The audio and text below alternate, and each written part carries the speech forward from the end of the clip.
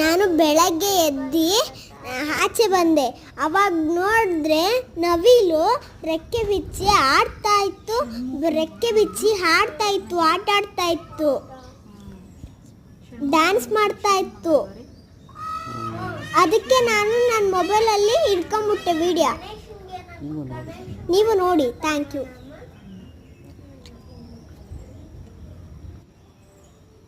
ಯಾವಾಗಾದ್ರೂ ಫ್ರೀ ಆಗಿದ್ದಾಗ ಅದು ಹೇಳ್ದಲ್ಲ, ಯಾಕೆ ನೀಲಿ ಆಗುತ್ತೆ ಶಿವನಿಗೆ ಅಂತ ಪಪ್ಪನ ಮೊಬೈಲ್ ಮನೆ ಮುಂದೆ ಆಡ್ತೈತೆ.